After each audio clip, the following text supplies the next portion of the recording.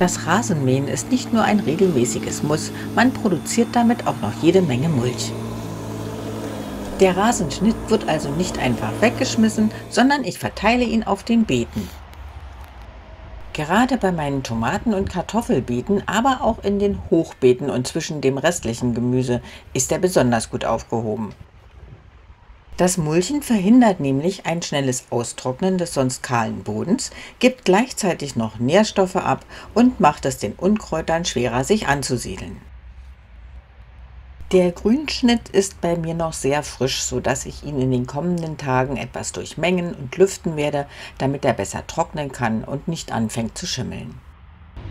Meine letzten Tomaten kommen jetzt langsam ins Beet und wenn man die einpflanzt, soll man sie ja sowieso ein Stück tiefer pflanzen, als sie vorher gestanden haben. Und dazu macht man hier einfach diese ganzen Blättchen ab. Kann man auch ruhig mit reinschmeißen, ist gleichzeitig wieder Nahrung. Und dann sollen die auch unten ein bisschen kahl sein, damit die nicht von Spritzwasser vollgespritzt werden und dann womöglich Braunfäule bekommen. Die Erde ist gut gedüngt mit Pferdemist und Hornspänen. Hornspäne ist ein bisschen längerfristiger Dünger. Gut festdrücken und nachher dann noch gut angießen. Dann kommt noch ein Tomatenstab rein und dann wachsen. Wenn man sich die Tomaten jetzt so anschaut, dann sieht man, dass man jetzt unbedingt anfangen muss, auszugeizen. Und das geht eigentlich ganz einfach, wenn man erstmal weiß, wie es funktioniert. Die ist jetzt schon hat schon ganz schön Schuss gemacht. Jetzt müssen wir sehen, dass wir die auch um diesen Stab hier wickeln. Und wenn man das hier so sieht, dann muss die hier eingefädelt werden und hier rum. Und dann wächst sie praktisch in der Mitte hier durch diesen Stab durch und wird schön gehalten. Aber was noch viel wichtiger ist, wir müssen die Tomaten ausgeizen. Sollte man ungefähr einmal in der Woche machen. Und dann zeige ich mal ganz kurz, also wirklich, das geht so schnell, wie es geht. Hier sieht man, aus dem Stamm kommt ein Blatt raus.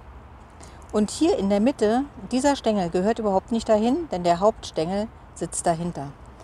Also einfach nur rausbrechen und weg damit. Hier auch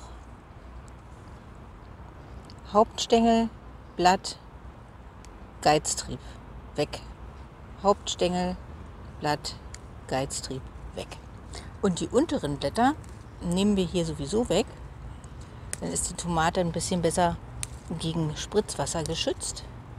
Das macht ja gar nichts, wenn die da nackig wird. Und dann haben wir hier noch den Seitentrieb. Und hier ist noch einer. Und das muss man wirklich regelmäßig machen, sonst verliert man absolut den Überblick. Und hier kommen schon Blüten. Das mache ich jetzt bei meinen ganzen Tomatenpflanzen. Und wie gesagt, einmal wöchentlich sollte man, sonst verliert man absolut die Beherrschung. Und dass wir hier alles abgebrochen haben, ist auch gleichzeitig wieder guter Dünger für die Tomatenpflanze selbst. Vielleicht ein bisschen kleiner schneiden und dann einfach hier so ein bisschen drumherum einbuddeln. Hier habe ich schon eine Tagetes gesetzt, die die Tomate auch noch so ein bisschen schützen soll. Und dann wird alles gut. Nachdem ich mit der Arbeit jetzt fertig bin, sieht gleich alles viel luftiger aus.